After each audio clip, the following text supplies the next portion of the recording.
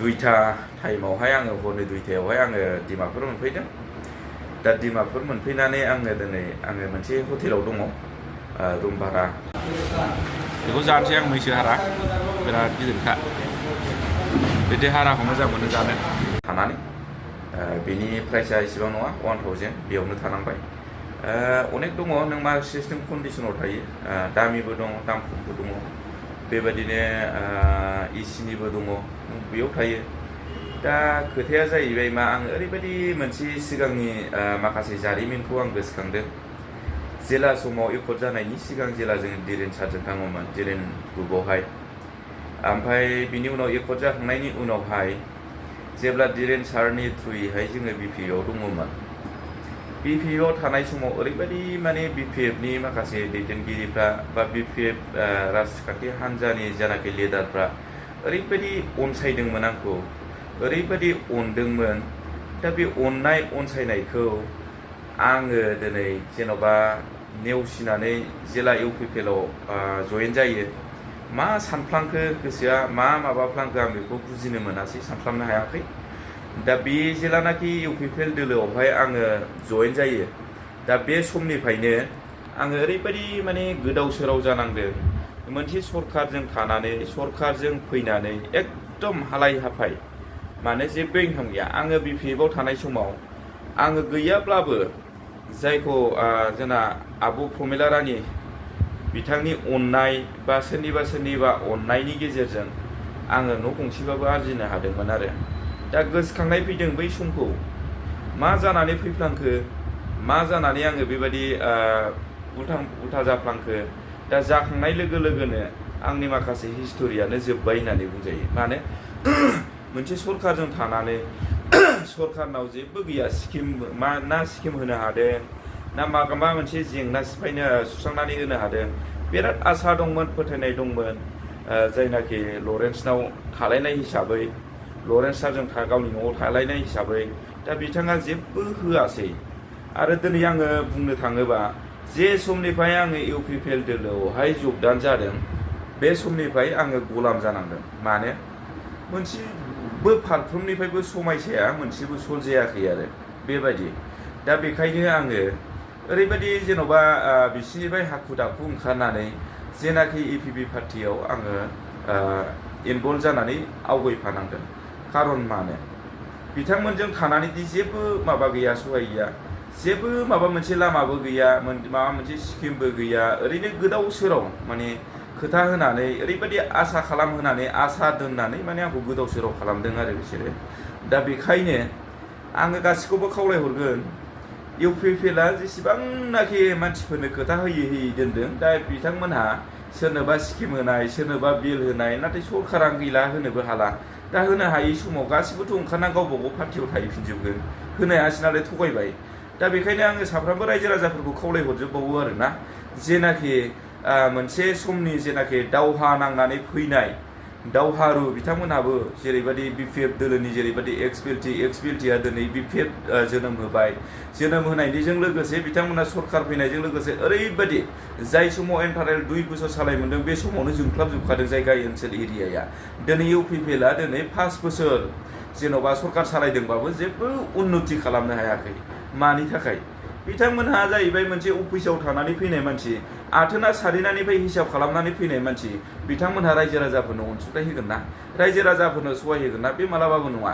दा बेखायनो रायजो राजाफोरनि थाखाय बा जाथिनि थाखाय हारिनि थाखाय बिथांमोनहाबो दिनै एक्सपिएलटिफ्राबो दावहा नांनानै गावनि थै मोदोम जिउ दान होनानै बे मोनबोनाय बिटिसिनि एकर्डनि गेजेरजों दिनै पलिटिकेल पार्टि जोनोम होनानै बिथांमोना सरकार दादों नालाय सरकार सालायदोंमोन। दा बिथांमोनहा रायजो राजाफोरखौ नायदों। बेखायनो आङो रायजो राजाफोरखौ खावलायहरगोन जाय मानसिया जेन'बा जाय पार्टिया जेन'बा हारिनि जाथिनि नांनानै फैनाय बिसिनि गोसोआव जेब्लायबो हारि जाथिनि सेन्टिमेन्टसा थायो। नाथाय दानि जेनाखि सरकार बिसोरथ' हारि जाथिनि मावनानै फैयाखै। दा बे हिसाबै मालाबाबो गावनि जाथिखौबो नायनाय नङा मालाबाबो गुबुन जाथिखौबो नायनाय नङा। बिसोर माने गावसोरल' लुथि लानाय रायजोफोर। दा बेखौनो आङो दिनै दुखु दाहानि गेजेरजों आङो माबादों फोरमायहरनो नागिरदों। मानो होनबा आङो दिनै कर्टआव दं नालाय आं नै दा गेस्ट हाउसाव दङ।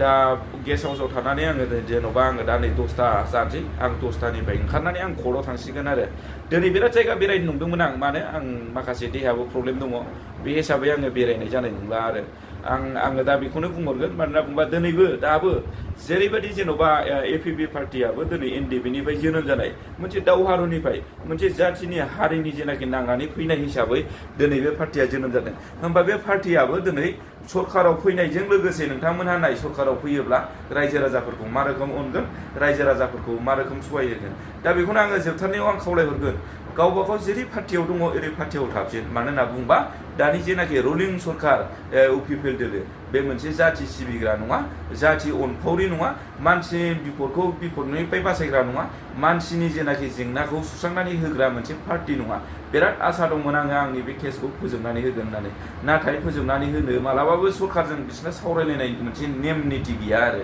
ओरैबायदि माने खुगाजोंल' गासिबो खुगाजोंल' नोंथांमोनाबो फोरमान मोनबाय जानो हागौ दा बे हिसाबैनो आङो साफ्रामबो दिनै जेन'बा जोंबो खस्थ' मोननाय हिसाबै जोंबो UPPLआव फैनानै जोंबो गलामसिन जानाय हिसाबै जोङो बेखायनो आङो गासैखौबो जेन'बा खावलायहरगोन आरो खिथाहरगोन आं बेखौनो BPFआव थानाय समाव आङो न' गंसे आरजिनो हादों रायजोफोर न' गंसे आरजिनो हादोंमोन आं मिथिबाय होमबा नोङो बे बोसोरसेनि गेजेरावनो न' गंसे आरजिनो हादोंबा होमबा बोसोरनै बोसोरथाम नोङो UPPLजों फैनानै UPPLनि मेम्बा मा मोनखो आरो मालाबाबो जेबो मोननाय नङा आरो बिसोरखौ फार्स्ट बोसोर एबारावबो देरहाहोबावनांगौबा आरो बे जोंनि जाथि बा जोंनि थानाय जेनाखि BTC ओनसोलनि 6 सिडुलआव थानाय गासिबो सम्पतिया गोमालांजोबगोन आरो बिसोरो गावसोरल' लुथि जाबाय थागोन रायजोफोर खोथा होनो हागौ बिसोरो इलेक्सन समखाय आं ओरैबायदि होसिगोनलाय दा जोंनि गामियावनो दाखालि थांबाय जाम्फै नायहैदोंमोन सासे मानसिया मिडिया लाखालायनानै नायहैदोंमोन मिथिबाय दा बे मिडिया लानानै मिडियानि गेजेरजों बुंहोजोब्बाय मानसिफोरखौ ज' थाहोजोब्बाय नाथाय बे जाम्फैया जानानै फैयाखै दाबो दाना जाम्फैखौ खोना हैखो ना बालनानै हैखो बिसोरो नोंथांमोना सिन्था खालामसाय आं बेखौ खेबनानै देखायगोन आरो नैबे इलेक्सननि सिगां जुदि खोनानै होआबा आरो दाथ' दैज्लां जाबाय दुब्लि गेजेरजों लामा गैला अबेजों खोहैबावगोन बिसोरलाय अबेजों गारि लांनानै खोहैबावनो दा बेखायनो बिथांमोननि मावनाया बुहुद लिट आरो बिथांमोननि मावनाया बिराद उन आरो बिसोरो जाहैबाय जे मावनो नागिरदों बेखौ मिडियाजों दल बुबायना खिथागोरगोन बेनिफ्राय बै जायगायाव बिथांमोना थांफिनाबो बै जायगाखौ खामानिखौ मावहैफिनाबो बिसोरो ओरैबायदि बेखायनो मोनसे फैलार बे UPPLआ रायजो राजाफ्रा बे UPPL होननायजों थानो नाङा आंनि हिस्ट'रिक काहिनी बायदिबा बेबायदि जेन'बा BPFआ बहुद मानसिखौ अनसायदों बहुद मानसिखौ हेल्प होदों आंनि मेगनजों नुबोजोबनाय नाथाय BPFआ सरकार फैनायमोनब्ला आरो बेनिख्रुइ बांसिन होबावगौमोन होननानै आङो बेखौ दिनैनि दिनाव रायजो राजाफोरनो दिनै फोरमायहरो बेखायनो जेब्लायबो बे UPPLनिफ्राय ओंखारनानै हयथ' जोंनि UPPआव फै हयथ' नोंसोरो जायखौ मोजां मोनो बेयाव थां बेबायदि आरो बांसिन हायोबा जोंनियाव फैयो आरो आं बेखौनो खावलायहरगोन मानो होनना बुंबा अब्लाबो UPPL होननायजों मालाबाबो दाथा गावजों गावनो बिबाननिबो दावराव दावसि बिसिना गावजों गाव थाखा फैसानिबो बुख्रुबलायो ओरैबायदि जाम्बा मोनसे पार्टि बियो एकदमबारे खुनु माबाजोंनो रुजुजायै मोनसे पार्टि आरो बे रायजोफोर आङो बेखिनिखौनो बुंना दोनथ'बाय